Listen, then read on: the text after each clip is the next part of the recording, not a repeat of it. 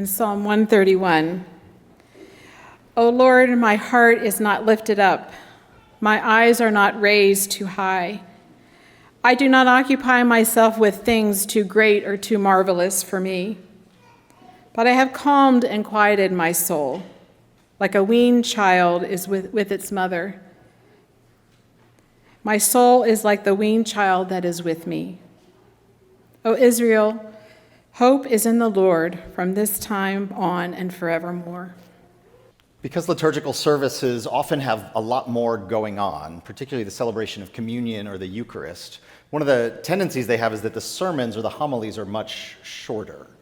This is actually supported by data. About 5 years ago, the Pew Research Forum set about to try to see what differences there are between sermon lengths in different Christian traditions. And so they went online and they scraped a whole bunch of sermons and they came up with these averages. So in historically black Protestant churches, the average sermon is about 54 minutes, almost a full hour. In evangelical congregations, it's about 39 minutes. Mainline Protestant, it's about 25, which is about where we sit, plus or minus about 5 minutes. But in the Catholic tradition, which I think most of us associate most strongly with liturgical worship, the average homily is about 14 minutes long. But even that is still too long for some people, including one very important Catholic, the Pope, who recently told a bunch of seminarians that the homily should not go beyond 8 minutes, because after that time you lose attention and people fall asleep. Now, the Pope is not a young man, so I think that's probably true for the Pope himself, although his homilies tend to stretch a little bit longer, toward 20 minutes or so. I am going to try to take that advice. I can't quite guarantee that we'll be under 8 minutes. We're going to try to be right around 10 minutes today. But I wonder how that sits with you, a Mennonite pastor taking advice from the Pope. Like, how do you feel about the Pope? I don't mean just this particular Pope. I mean like the papacy. Like, how do you feel about the leadership of the Catholic Church and how we as people whose faith tradition emerged out of the Protestant Reformation, like, how should we relate with the Catholic Church and all of its bureaucratic structures? Because I think when we reflect on or consider liturgical practices of worship, there is this undercurrent for some of us that we look at something like that and we say, well, that is just simply too Catholic. There's still this deep, I think, for some of us, suspicion of the Catholic Church. Some of you or some of your parents were deeply concerned about the election of a Catholic when John F. Kennedy came into the presidency. It was actually one of the first times that some mainstream Mennonites engaged in the political process through voting because they wanted to ensure that this Catholic stayed far, far away from the levers of power. There's a deep current of skepticism about all things Catholic, but there also has been happening within Protestantism and particularly within evangelical forms of Protestantism, something of a retrieval, of looking at how we worship today and saying there are things that seem to be missing, some richness and some depth that seems to have been part of historic and ancient Christian worship that is not present with us today. And there are different streams that come into sort of feeding and informing this approach. The two are not quite the same, but they often sort of commingle and run together. One is a liturgical expression that says there are certain aspects of a worship service that we should retrieve from the past and continue to practice today. And the other is what we might call a contemplative stream. There's a way of approaching spirituality that is less about action and engagement and more about reflection and contemplation. And this is happening in all kinds of different Christian traditions, even in some very unexpected places. There is a commingling, a moving back and forth between Catholicism, Orthodoxy, Anglicanism, and evangelicalism and Protestantism. And it's not all just one direction. It's not just evangelicals and Protestants borrowing from the other traditions. Certain streams of the charismatic renewal have sort of backfed and made their way into Catholicism and Anglicanism. It's a really, really interesting time to reflect on the worship of the church. And so this morning I want to commend to you two aspects of liturgical worship that I think are valuable and significant. Actually three. I already told you one of them. The sermons are shorter. So for some of you, you are sold already. You're like, this means we can have a shorter sermon. Let's do that thing. There are a couple other things that I think are valuable about having a structure and a form to our worship that transcends ourselves, that is beyond who we are. And I want to be really honest, and I think all of us should be honest about the fact that every church, every gathering of Christians has a liturgy of some sort. All of us have certain expectations and practices, habits and rhythms and rituals that we expect to be part of a worship service. So it's not just that there are liturgical and non-liturgical churches. It doesn't work that way. Even the most sort of free-flowing, charismatic Pentecostal service, there's still a structure there, a certain set of expectations.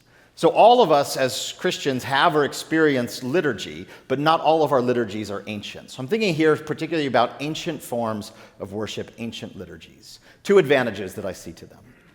The first is that they can provide a more multi-sensory experience. In the Protestant tradition, we are really, really good at engaging people's sense of hearing with the goal of reaching their brains. And for some of us, that is the entirety of the human being. The philosopher and theologian James K.A. Smith talks about a model of a person that emerges after the Enlightenment that is what he calls a brain on a stick. That everything that we are, everything that we do comes back to the brain and the thoughts that we think, our conscious selves. And there is some truth to that. Our brains are deeply important, and being formed and shaped by the renewing of our minds is incredibly important, but it's only one aspect of who we are. We are holistic beings. God has given us an entire array of senses, of sight and smell and taste and touch, and those are often set completely to the side in Protestant Christian worship. This is the way Smith describes it. He says, Christian liturgies can't just target the intellect. They must also work on the body, conscripting our desires through the senses. Christian worship that will be counterformative. In other words, we're being formed and shaped in certain ways in the culture by society. Christian worship that will counter that formation needs to be embodied, tangible, and visceral. The way to the heart is through the body. So Christian worship, therefore, that only addresses the intellect, that only addresses our minds, that only works through our auditory senses is insufficient to actually be formative in any deep and meaningful way. It's not powerful enough to counter the fully embodied formation that we experience in our daily, ordinary life when there's certain pressures and norms and expectations and values that are being inculcated into us through every available sensory medium. And so that's why historically Christian worship has involved things like incense. It targets the smell. It engages our body. We talked about that earlier on in this series. We kneel and we stand and we lift our hands. It's fully embodied. There's sight. We look at beautiful art and architecture. This informs and shapes who we are. These are all parts of Christian worship. So historic Christian liturgy engages all of the senses, not just our ability to hear. The second advantage that I think these forms of worship have is a certain sense of security. One of the challenges of being a person of faith, or even just being a person in the modern era, is how deeply individualistic and almost atomized our experience is. And there are really good things about individualism and recognizing the dignity and sacredness of each and every individual person, but there are some drawbacks or a shadow side to it as well. One of which is that we can feel intense pressure to build and shape our own lives entirely and exclusively from the resources that exist within us. It's a hyper-individualized moment. And so we can run into these experiences or situations where we feel we no longer have within ourselves the resources to sustain our own faith. I think this is borne out in the statistics about the number of people who are leaving the Christian church, who are no longer identifying as Christian. Part of that arises when we feel the entire weight of sustaining or manufacturing, producing, creating our own faith ourselves as individuals only from our internal resources. What I believe Christian liturgy has the power to do is that it can hold and sustain us when we are not able to hold and sustain ourselves. I think of it a bit like the institution of marriage. The purpose of marriage and the value of the permanence of a marriage is that it can hold you when you're not able to hold yourself. It can sustain your relationship knowing that there is a permanence here, that even if I completely fall to pieces, this thing is supposed to be able to carry me forward. Now, I understand that marriage, much like Christian liturgy, does not always reach its highest and best. And I know that some of us have experienced that, and it's been deeply painful. But at its best, Christian liturgy can be a space that holds us, that reminds us that we don't have to manufacture this all completely within ourselves. We are part of a community of saints that stretches back across time, back 2,000 years, across the entire globe. We are part of this thing, and we can be held even if we are falling to pieces. Even if we lack the resources within ourselves, there's something about the structure and form of a liturgy, of a practice that we commit to and experience that we don't have to create or manufacture or invent, that can hold us and can sustain our faith.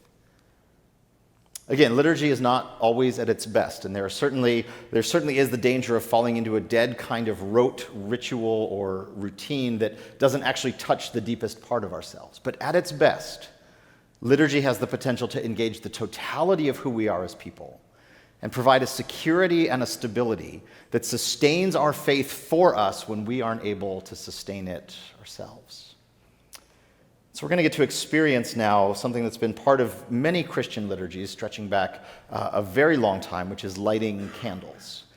Candles have a rich symbolism in the Christian church. There are times that they have been controversial, much like icons or other aspects of Christian worship. But there is a rich symbolism in the use of candles in Christian worship, symbolizing Christ being the light of the world, the language that Christ uses to describe himself in the Gospel of John, symbolizing that God is light and in him there is no darkness at all. They've symbolized purification and cleansing. They've symbolized joy and hope. Often lighting a candle is connected with a prayer, that we offer this both as something we do with our minds but also do with our bodies. We embody our prayers. And it can symbolize God's presence. We often have candles lit as part of our worship service, and we don't draw a lot of attention to them, but often we think of them as symbolizing the very real presence of Christ in our midst. So the worship team's going to come forward, and they're going to lead us in a song that comes out of the Taizé community in France. This is a community started in the 1940s that's been broadly ecumenical and has introduced contemplative and liturgical forms of worship, often focused on repetition in ways that we might not always appreciate, but using repetition in ways to work at formation of who we are. And so these tables are available, and there are candles at each of these three tables. So no pressure at all, but if you would choose to, you can come forward, take one of these candles, light it from one of the candles that is already lit, and then place it into the basket of sand there. Whether you are symbolizing Christ's presence, whether you are offering a prayer for yourself or for someone else or for our world, I invite you to come and experience this aspect of Christian worship.